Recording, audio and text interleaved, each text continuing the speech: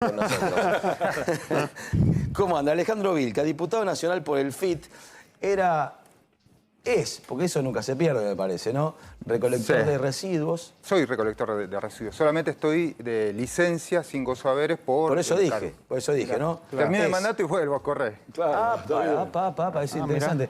Vos sos recolector de residuos y ahora te tomaste una licencia para ser diputado nacional. Así es. Bien. Contame un poquito, vamos a hablar después de política, pero quiero la historia de vida, ¿no? De alguien que llega por fuera de la política a integrar juntamente un espacio y transformarte en diputado nacional.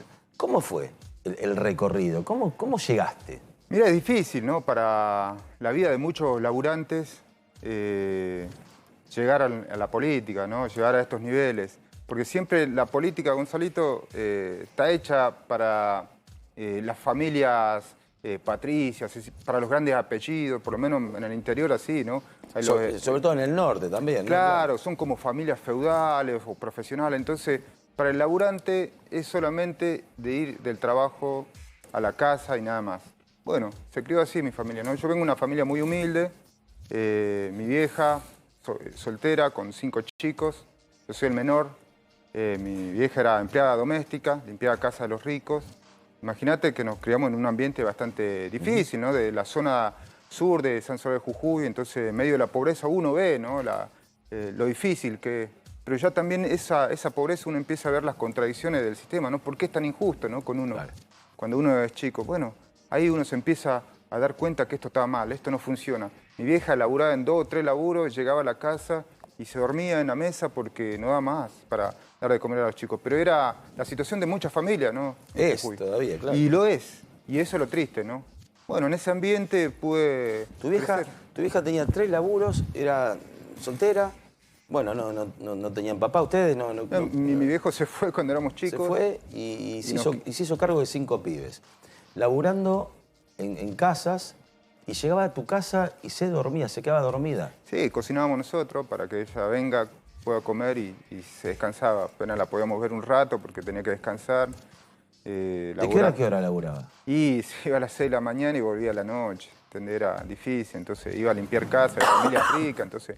Y era difícil, ¿no? Imagínate, pero también la reconocemos porque es un esfuerzo enorme, ¿no? Y yo creo que esas contradicciones uno empieza a ver, decir, che, esto hay que cambiarlo, ¿no? Porque en mi barrio también, ¿no? Éramos todos de clase humilde y empezamos a ver esas contradicciones, ¿no? Con mi hermano por ahí vendíamos pollo, empanada, ¿viste? Para llevar unos pesitos más. Y en ese ambiente uno se empieza a crecer. Y te empezaste a meter en la política porque vos fíjate qué loco, ¿no? O qué loable. Lo que pasa no fuiste por el lado de la bronca, mira, no fuiste por el lado de la desazón, sino que dijiste, bueno, a ver si puedo cambiar algo. Mira, Gonzalito, lo que pasa es que también eso coincidió mi juventud, mi adolescencia, con lo que fue en la época menemista. ¿Te acordás cuando había provincias inviables? Bueno, ajustes en el interior, privatizaciones, habría muchas movilizaciones. Y eso de changuito, en la secundaria, mi vieja me mandó a una escuela industrial para decir, bueno, si no sos un buen estudiante, al menos un buen obrero. Y había amparo. Entonces con nuestros compañeros salíamos a apoyar a nuestros docentes, ¿no? O a muchos papás de mis compañeros que no cobraban el sueldo. Entonces ahí pudimos ver las grandes movilizaciones de los trabajadores, cómo hacían caer gobernadores, pero aún así volvía a subir otro peor, ¿no? En ese momento gobernar el PJ era terrible. Bueno, eso me impactó muchísimo, en pensar de cómo la clase trabajadora, está bien, podía cambiar gobernadores, pero también políticas, ¿no? Entonces, eso me llevó un poco a la militancia. Después fue en la universidad que tuve la suerte, ¿no? De pillar una beca en la provincia de San Juan, en la universidad, que pude estudiar unos años arquitectura, una beca de comedor. Yo a la vez trabajaba y estudiaba como otros chicos. Sí. No pude terminar la carrera. ¿A qué edad eso? Y a las 18 años. 18 laburabas y trabajabas. Y trabajaba, sí, era difícil, la verdad, pero era la situación de muchos chicos hoy de la clase trabajadora que hacemos eso. No pude terminarla, la carrera, pero ahí fue donde me ligué a las ideas socialistas, anticapitalistas de la izquierda, ¿no? Pero todo surge, vos fijate qué interesante, ¿no? Más allá de las ideas y la ideología, que está bien y podemos compartirlas o no, surge a partir de que empezaste a estudiar. Tuviste la posibilidad de ir a un colegio. Que fue fundamental. ¿Cuánto valía la universidad? ¿Cuánto pagabas la universidad? No, en ese momento era gratis. Entonces era...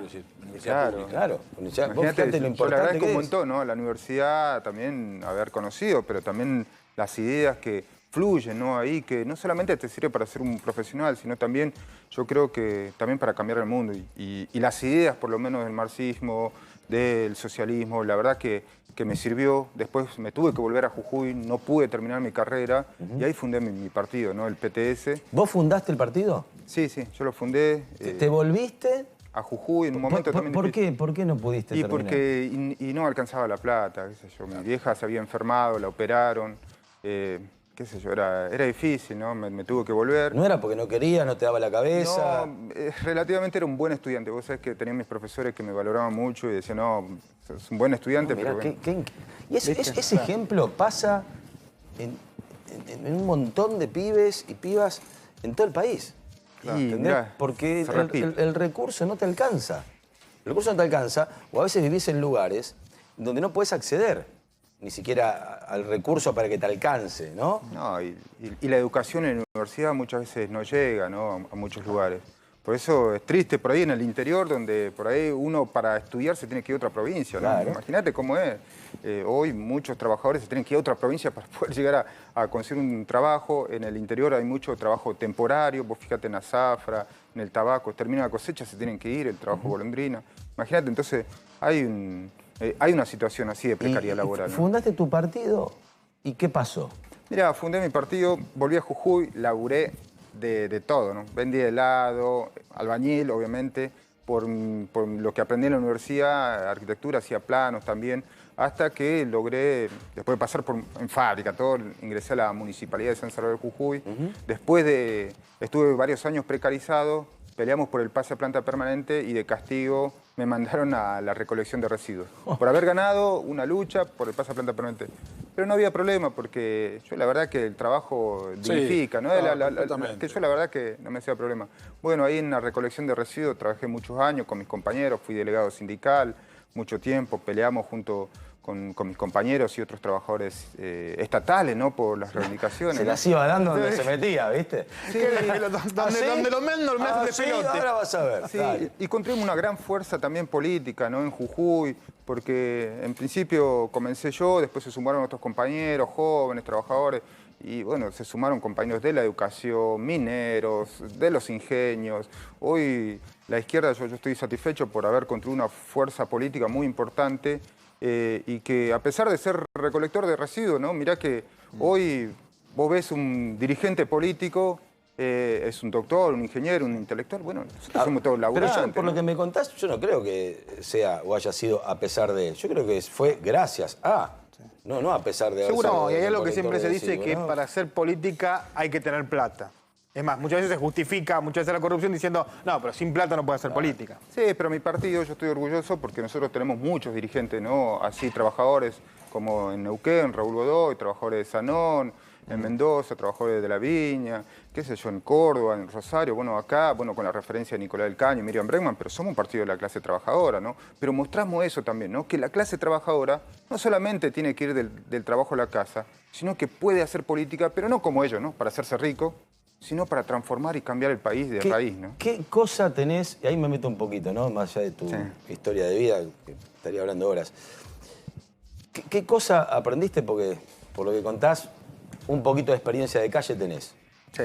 Un poquito de experiencia de calle tenés por cómo arrancó tu historia y por cómo sigue, sobre todo por ese ejemplo de la vieja, ¿no? De la vieja laburante que se quedaba dormida cuando llegaba a la casa para darle de comer y tenía que levantarse a las 6 de la mañana.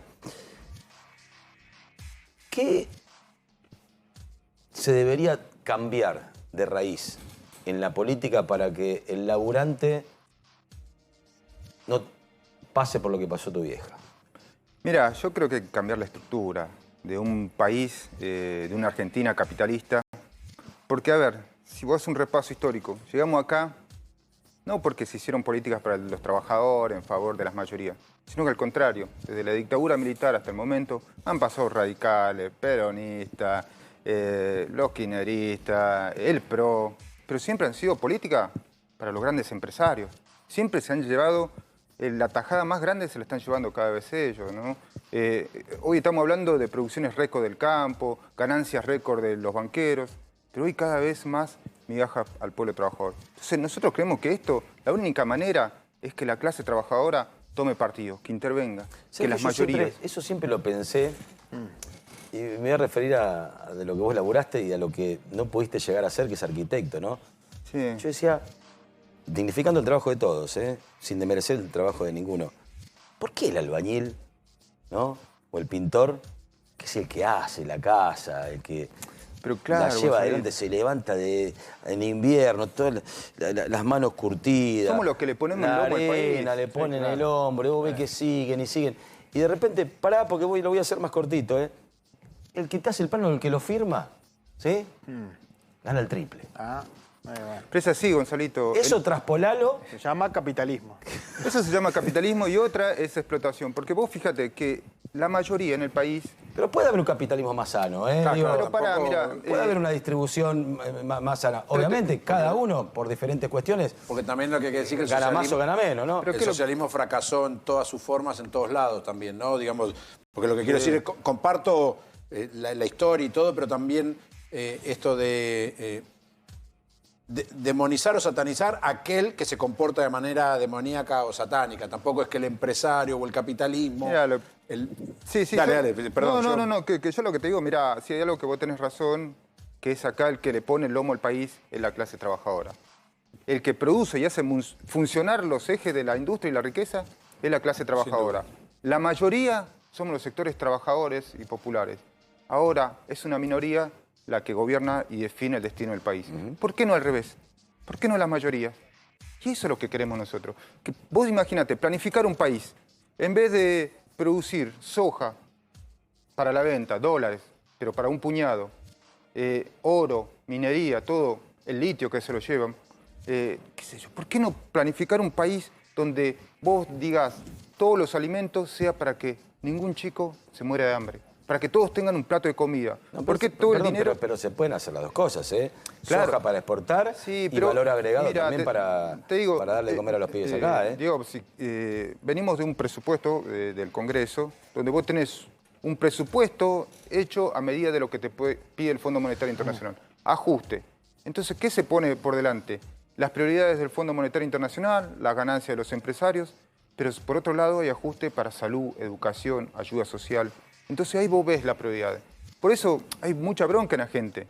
Mucha bronca porque se ha decepcionado de Macri, que bueno, somos críticos de derecha, las grandes corporaciones. Vino Alberto Fernández que te decía que te iba a devolver todo lo que te habían sacado. No sucedió eso. Hoy estamos peor, hay un retroceso social muy grande, precarización laboral. Yo te digo, es una tristeza enorme. Ahora, Alejandro, a veces justamente con esto que vos estás diciendo, ¿no caen también en contradicciones? No hablabas del presupuesto, ¿no? Con esto de, bueno, pasó Macri, pasó Cristina, siempre fue a favor de los empresarios, como venís diciendo, ¿no caen en contradicciones cuando, por ejemplo, aparece un proyecto como el de que los jueces paguen ganancias y ustedes se terminan oponiendo a esto, ¿no? Con sus excusas y todo. Y así, y de repente hay muchos proyectos donde terminan votando igual que la derecha, igual que Milei. Digo, ¿no hay algo ahí para revisar también? Mira, yo te lo aclaro eso. Primero, digo, para darte un ejemplo, el presupuesto nosotros lo rechazamos con el argumento que era ajuste. La derecha lo rechaza porque dice, no, hay que hacer más duro, hay que ajustar más. O sea, son diferentes argumentos, no nos hacemos responsables de ello. Ahora, con el tema esto de los jueces y de impuestos a las ganancias, hay una trampita. Hoy estamos discutiendo un punto porque se meten en la misma bolsa a los jueces que tienen todos los privilegios, no pagan impuestos, son vitalicios, pero también a los empleados. ¿Qué tiene que ver el empleado judicial que limpia el piso con aquel funcionario que ha sido puesto por las prebendas? Bueno, el que limpia el piso no llega a pagar impuesto a la ganancia, ¿no? Mirá, bueno, pero hay algunos empleados, te digo, judiciales que pueden llegar. Pero ahora, ¿qué tiene que ver? ¿Entendés? O sea, nosotros pedimos en la sesión que se separe. Por eso estuvieron haciendo paro los trabajadores judiciales, ¿no? Porque en lo imponible que en el espectro judicial, ¿no?, que se iba a hacer, los jueces solamente significa el 4%. El 96% se les va a sacar a los trabajadores. Por eso es que nosotros estamos en contra, porque el salario no es ganancia. Y no es solamente por los trabajadores judiciales. Votamos, vos fijate, votamos por lo de los camioneros, a favor. ¿entendés? Y estamos defendiendo hoy que no se cobre las ganancias a muchos trabajadores. Imagínate un minero, un trabajador petrolero que está metido en medio del frío, 15, 20 días, debajo del socavón. Y se lleva 400 lucas, pero le quieren sacar Claro, 100. pero no es lo mismo que el empresario o el funcionario o el gobernador, eso, qué sé yo, ¿no? Por eso digo, nosotros hemos marcado. Lo que pasa es que hoy se quiere minimizar que el hecho es ese, digamos, cuando en realidad nosotros somos consecuentes. No vamos a votar en contra de los trabajadores y menos meterle el bolsillo, ¿no? ¿Qué punto principal ves en la Argentina para bajar la inflación? Mira, ¿Qué piensan ustedes? A ver. Mira, nosotros con el tema de la inflación sí hay algo que hay dos factores. Es una, los bancos, y lo otro es los que fugan los dólares. ¿Entendés? Nosotros creemos que hoy para bajar la inflación... Fíjate, toca otro punto, ¿no? Generalmente responden otro tipo de cosas, pero acá me estás hablando de bancos... No, te digo, esos son los factores y de fuga de determinados. ¿Por qué? Digamos, todos los dólares que se venden afuera, los alimentos, ¿quiénes son los remarcadores? Los grandes exportadores, que así como ganan en dólares afuera, quieren ganar en dólares en Argentina.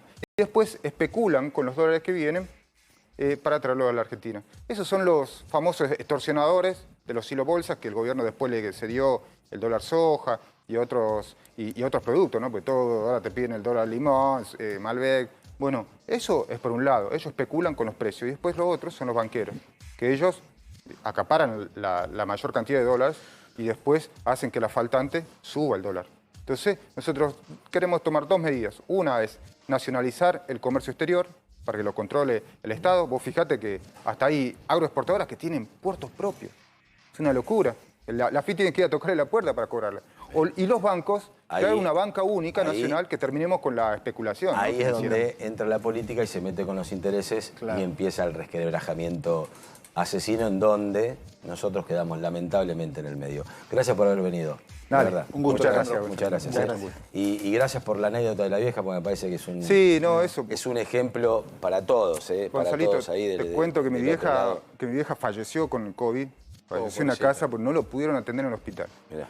Terrible. El sistema de salud en Jujuy es terrible. Hoy, lamentablemente, muchos trabajadores de la enfermería, de la salud, fueron despedidos porque después de la pandemia, porque se colapsó todo, ¿no? Es difícil la situación en las provincias, y más en una provincia como la nuestra, donde nos gobiernan un tipo como Gerardo Morales, aliado con el PJ, ¿no? Te agradezco por haber venido.